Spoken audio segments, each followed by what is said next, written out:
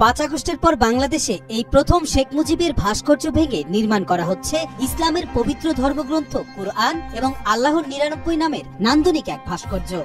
শরীয়তপুর জেলার ভেদেরগঞ্জ উপজেলা চত্বরে নির্মিত হচ্ছে এই ভাস্কর্যটি। 5 আগস্টের পরে এই প্রথম আমাদের কোরআনের ভাস্কর্য এবং আমাদের উপজেলার ভিতরে এই প্রথম দেখলাম।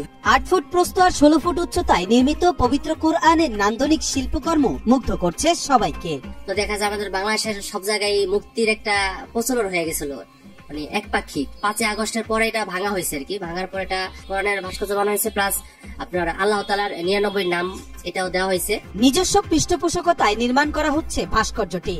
নান্দনিক এই অনন্য শিল্পকর্মটি তত্ত্বাবধানে রয়েছেন উপজেলা ইসলামী ছাত্র শিবিরের মাহমুদুল হাসান ও সাইফুল ইসলাম মারুফ সহ ভেদেরগঞ্জ উপজেলার আরো অনেকে। নিয়মিত এখানে নামাজ পড়ে আমাদের উপজেলা মসজিদে এখানে। তো নামাজ পড়ার পর আমরা সকলে একটা বিরক্তিকর একটা অবস্থা যে নামাজ পড়ে বেরে কিছু মূর্তির সামনে, এটা আসলে আর কি মুসলমানদের জন্য কাম্য না। কারণ আল্লাহর ইবাদত করে বের হয়ে কি কিছু মূর্তি দেখতেছি, এটা সবারই আর কি দৃষ্টিগোচর একটা বিষয়। তো এই চিন্তা করার পরে আমি ব্যক্তিগতভাবে আমি সর্বপ্রথম আমরা 3-4 জন ছিলাম, আমাদের শিবিরের ভাইয়েরও ছিল, তারপরে আরো ছাত্রজনরা ছিল।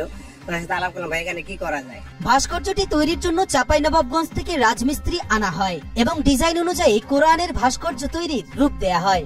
এর নির্মাণ সামগ্রী হিসেবে ব্যবহৃত হচ্ছে রড, সিমেন্ট, বালু এবং টাইলস। ভাস্কর্যটি নির্মাণে ব্যয় ধরা হয়েছে 1.5 লাখ টাকা।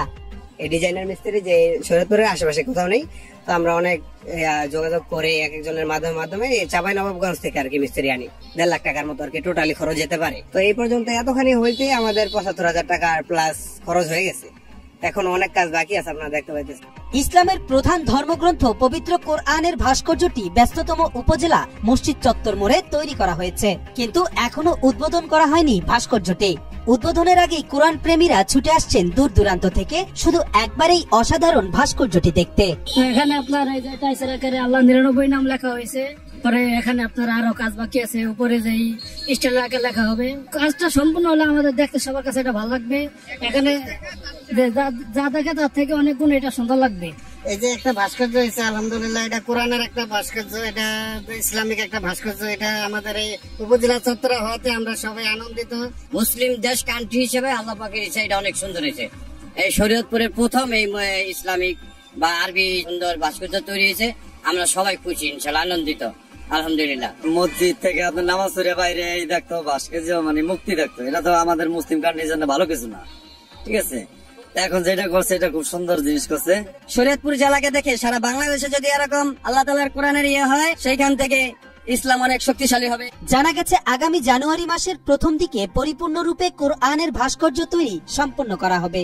এরপর ভেদেরগঞ্জ উপজেলার কোরআন প্রেমিকদের সাথে নিয়ে ভাস্কর্যটির উদ্বোধন করা হবে। কিন্তু উদ্বোধনের অনেক আগে থেকেই এই ভাস্কর্যটি দেখার জন্য বিভিন্ন জেলা থেকে বহু পর্যটক এসে ভিড় জমাচ্ছেন। আশেপাশের এলাকার পাশাপাশি বহু দূর দূরান্তের জেলা থেকে কোরআনকে ভালোবাসেন এমন অনেকেই ছুটে চলে আসছেন ভাস্কর্যটি এক নজর দেখার জন্য।